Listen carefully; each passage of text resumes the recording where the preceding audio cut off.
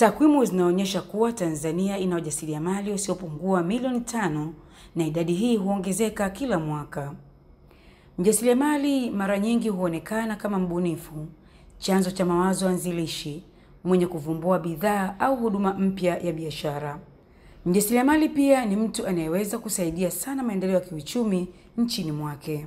Nchini Tanzania, serikali inatilia maanani sana hili.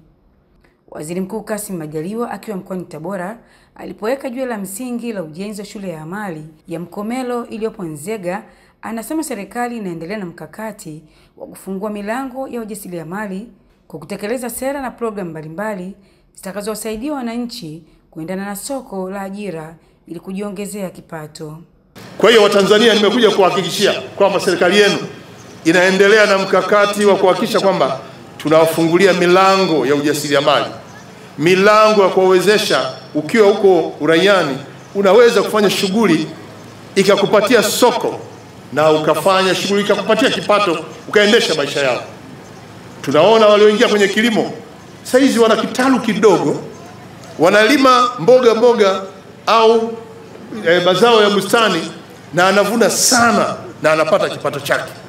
Amesema kiasi cha shilingi bilioni 44.7 zimetengwa kwa ajili ya ujenzi wa shule za amali katika kila mkoa ili kuwawezesha Watanzania kupata elimu ya mafunzo maalum yatakayosaidia kujiajiri au kuajiri wengine na hatimaye kujikwamua kiuchumi.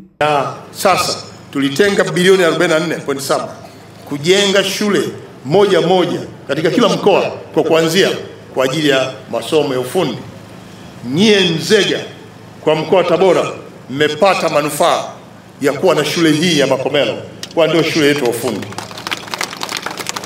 Lakini pia mkoa wa Tabora kwa sababu ya ukubwa wake mmepewa fursa nyingine. Mheshimiwa Rais alitoa fedha kwa mbunge wa Sikonge na tumejenga kule Sikonge shule ya pili kwenye mkoa huu ya ufundi kwa ngazi ya sekondari.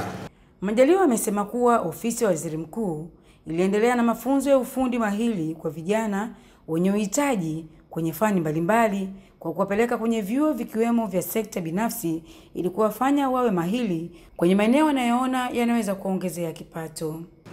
Lakini wako wengine walihitaji kuwa magerejia wazuri, wengine walihitaji kwenye sekta ya utoaji huduma kama vile kwenye utalii, kwenye mahoteli, watoaji huduma tunaita huduma na kozi mbalimbali. Kwa hiyo tukawagawa katika makundi na tukawasambaza kwenye vyuo vyetu, na hawa tuliowasambaza walikuwa wa ngazi mbalimbali. Wako ambao wanatamani kuwa mafundi, amemaliza sekondari, amemaliza darasa 7, lakini pia hata wale chuo kikuu wanaotamani kuwa mafundi, na wao pia tukawaingiza kwenye mpango, wakaenda kwenye vyuo vyetu na tukawaandalia miezi 6 ya mafunzo kwenye eneo maalum ambalo yeye mwenyewe amelihitaji kulisomea na atoke akiwa mahiri.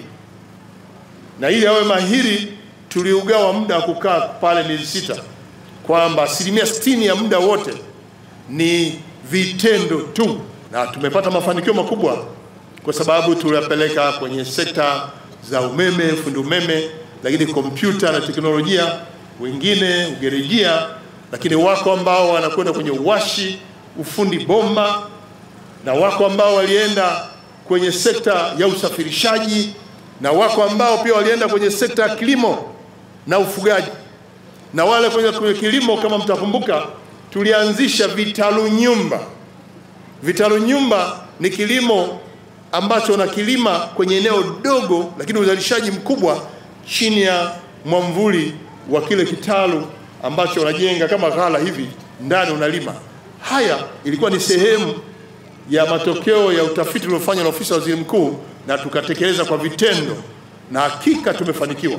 Akiwa mkoani humo, Waziri Mkuu alizindua kituo kipya cha mabasi cha Nzega mjini mkoani Tabora ambacho ujenzi wake umegharimu shilingi bilioni 4.327 ambacho utekelezaji wake umekamilika kwa 100%. Zaituni Mkwama, Daily News Digital.